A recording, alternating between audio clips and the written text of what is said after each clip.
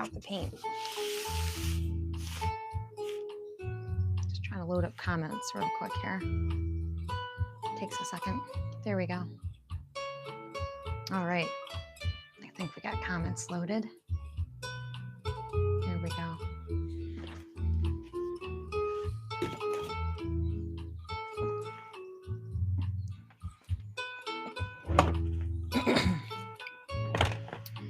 All right, I got a little frog in my throat, so we'll see how I do.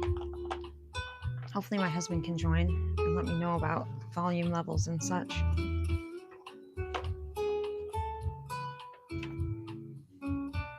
He's my spotter when I'm doing this. These live streams. All right, so last live stream, I was adding value into this piece according to my little reference photo here. Sorry, trying to get some water down. All right, so really it's just going to be more of the same. Double checking what I did, which is this little area I hadn't got to yet, if I recall. And then I was just kind of working my way this way. And I had done some of it up here too. I just want to make sure that the angle of my camera is good. There we go. Excuse me, sorry. Got a little frog in my throat today. Okay. So just so I don't forget, I want to get this part. So I need to like reincorporate my paint. It's like a little icky there. So I'm going to do that.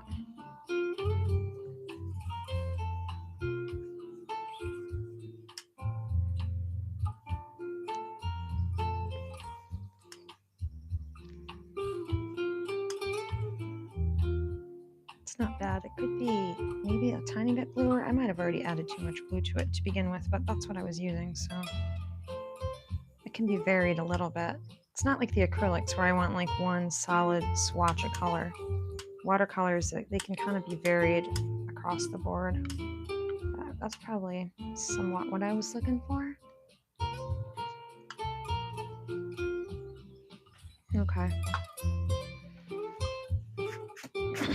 So I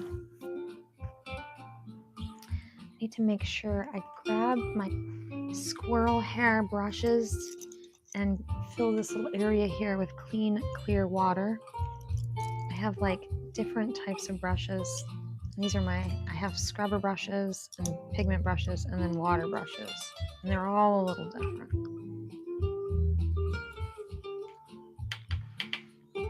So I take you can't see my water because it's off camera because I need space for this one.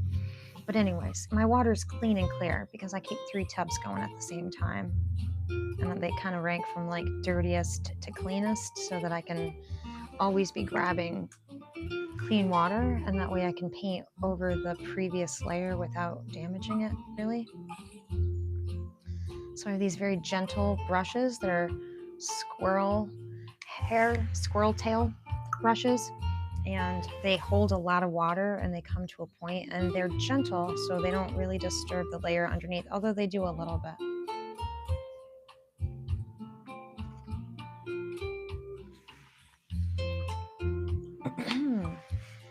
So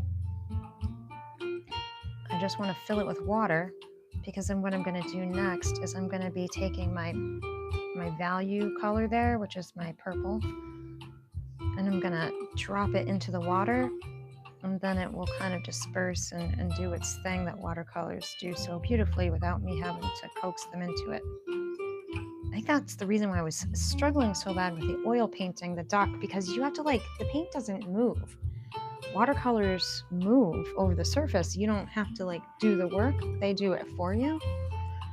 Whereas with oils, you have to be doing all this fussy blending, and it's like, blah, I don't want to do that. I'm not into fussy blending. All right, so this gets pretty dark down here, so I want to add that down here. I'm trying to actually keep my what do you want to call it? My shading or whatever in this painting more subtle, because sometimes I am really aggressive. Whoops, I just went to the other space by a tiny bit. Sometimes I am more aggressive than I need to be, or wish to be, I guess you could say. So in this painting, I'm trying to be more subtle. It's not exactly as interesting probably to look at though because of that. And the reason why I would put the purple like on top of the red is because the red will still kind of glimmer through, you know? A shadow isn't a different color, it's just a lack of light on a particular color, so I'm trying to just emulate that effect. And then I'm gonna like move my paper a little bit and get the paint to move. And if it's not going exactly the way I want it to, I can always grab a little bit of water and coax it along with my gentle brush. I feel like this wants just maybe a tiny touch more, and I mean a little bit, but let's see.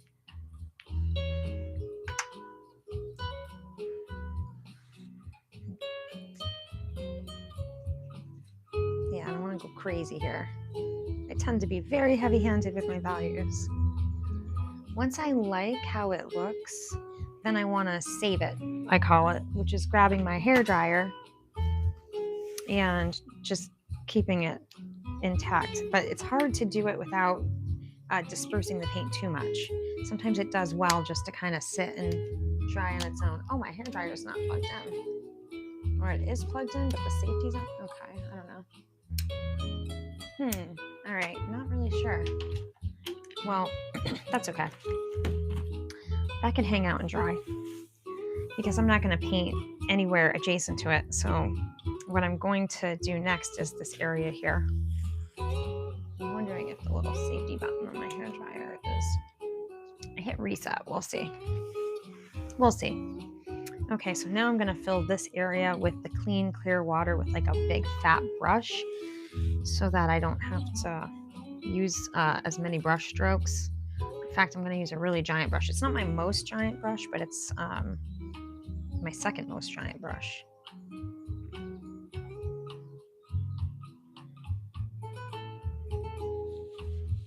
And it's capable of painting large areas. Sometimes the paper gets like little fibers on it because it's a cotton paper.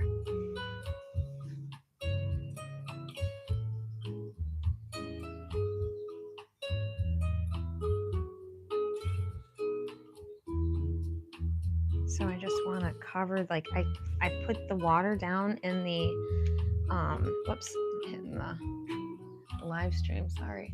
I put the clean, clear water on the lightest areas first because I don't have any pigment to move around. So it's gonna withstand the manipulation of the surface a lot longer.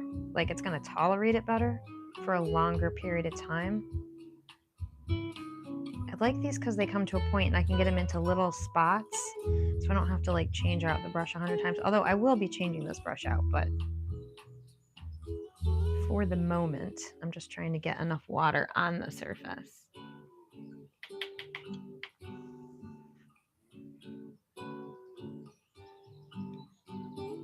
And like I said, I try to remember to hit the lightest areas. I kind of hit that one sooner than I planned, but that's okay.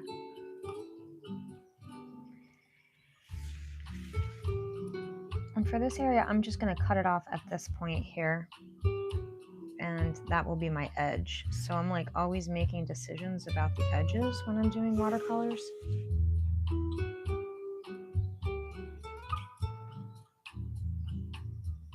Because wherever the edge of the water is, that's where the paint stops.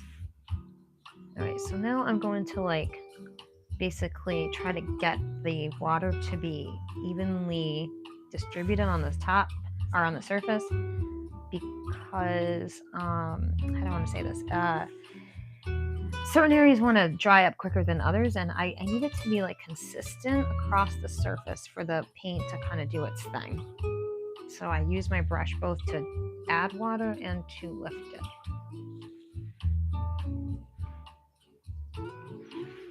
All right.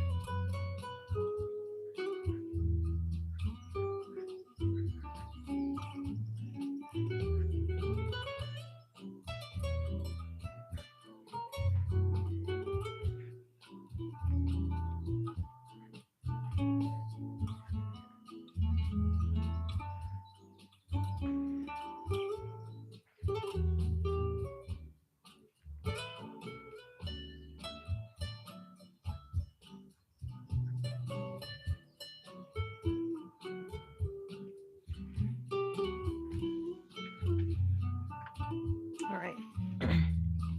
Excuse me. So let's manipulate the paper a little bit so I can kind of get that color to blend a little better. I'm just trying to get like a really soft airbrushy sort of effect.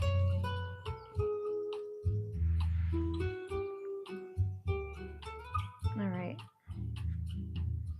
There's a couple of like more distinctive areas of value that I just want to make sure I'm indicating.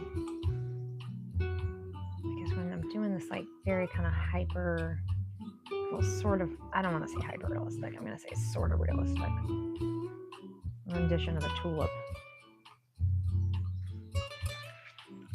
The direction, like the direction of the values matter too, in order to like convey the three-dimensional shape of it. All right. The only thing I don't love is like how that's like lit up right there. Not exactly a fan. So I'm going to add a little bit.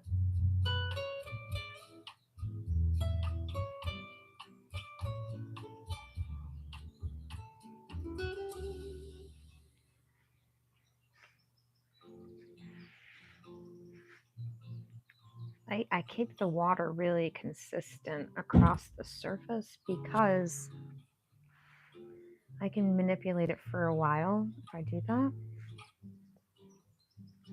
Maybe I overdo it. I don't know. It's possible. I overdo things regularly.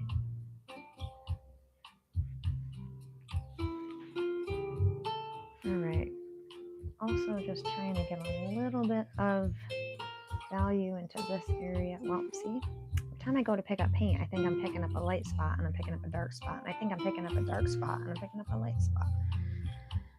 That's the way it goes. It's a Monday. My work day can be challenging on Mondays as well. So I need to grab some water.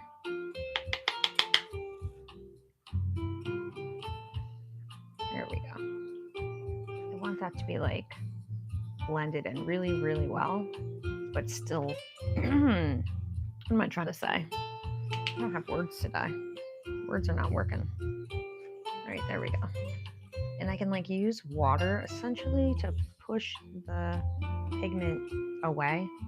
I'm like, give me some space. I need a little room here.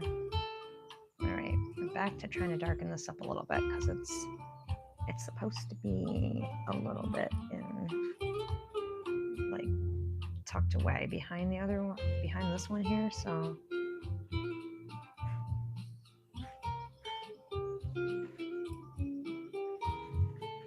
all right, let's try that again. Sometimes I just have to keep adding pigment until it just doesn't, make sense to add anymore. I not sure. I'm not sure that's the best way to do it, but that is what I'm often doing. I'm going to add a little bit right there, I think. This whole thing is kind of like tucked away, I guess. That's what it's saying. I don't know. I'm trying to look at it in the camera so that I can see. Like, I hold it up to the iPad, or to the camera, so I can look over on the iPad and see. It's the way I step away from my painting while I'm live streaming, because otherwise I can't really do it. But that helps me to do it. And what I'm seeing is not so much that that's the problem. It's more like that's the problem, because it's not like dark enough down here. So I think I am trying to be so gentle and not go crazy with the values. I have a terrible habit of doing that.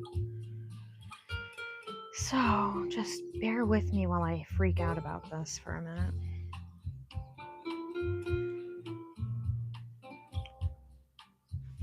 All right.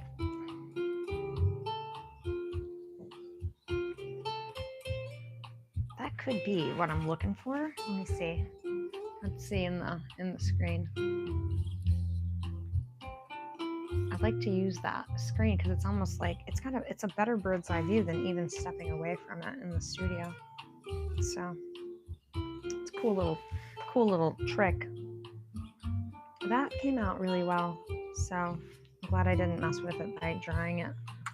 Sometimes the hairdryer helps me to save time, and other times it does away with like the cool effects I'm getting. So I don't know. I'm torn about using it. So now that I've got like the values where I really want them, I just want to make sure I go in and preserve my whites, my highlights. So I think that looks pretty good though. It definitely says value, right? So let's see. So as far as this side of the painting, I've got, I think every single one of these sections has added value, but this one needs actually like another layer because it's so dark. But other than that, down to here, and then I kind of crept into here. So I'm kind of moving my way across the painting. So hoping my hubby joins me at some point, because really that's who I'm live streaming for more than anything, because he's off hard at work fixing elevators and saving the city from terrible distresses of being stuck in elevators.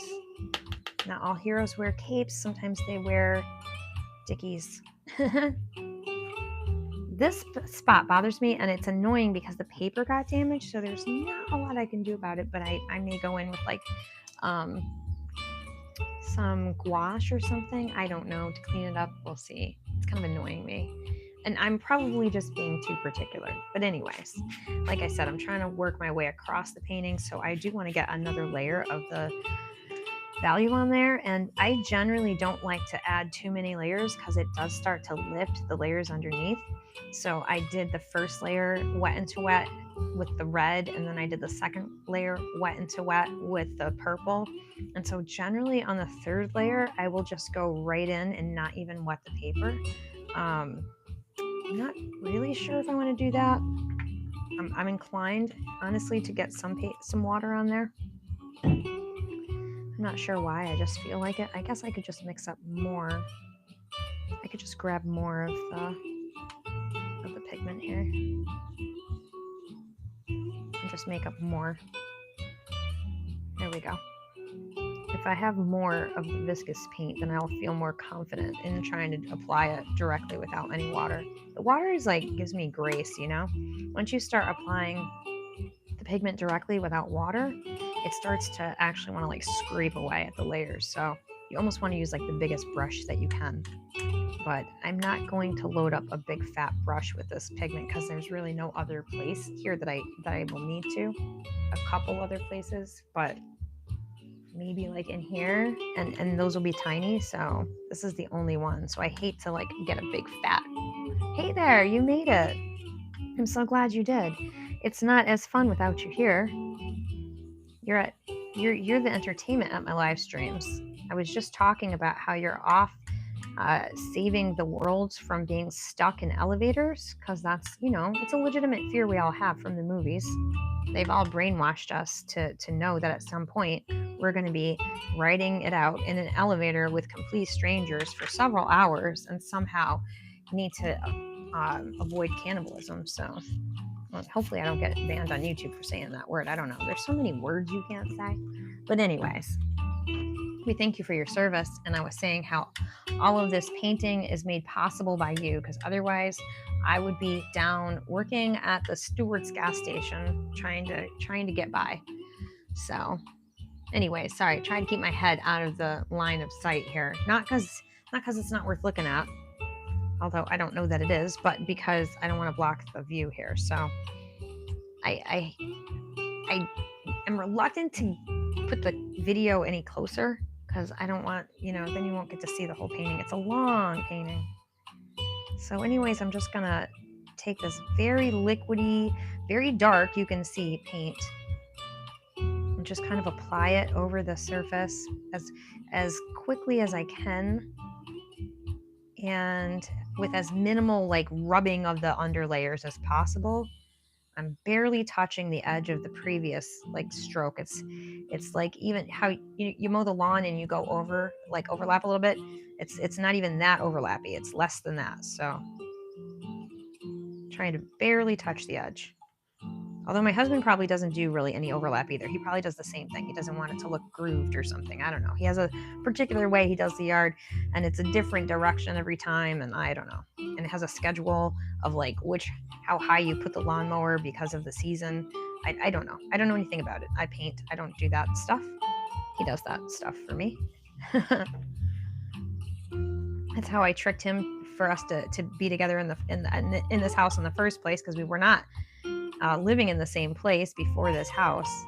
And then I decided to rent this ginormous house with a ginormous yard and a ginormous driveway and a ginormous garage and a ginormous basement. And I was like, I'm going to go live there. And he's like, you're what? No, you're not. And I'm like, no, I really am. And he's like, you're crazy. He's like, I'm going to have to come live with you to help you take care of this place. And now here we are 8 years later, considering signing another 2-year lease. All right, I'm going to dry this.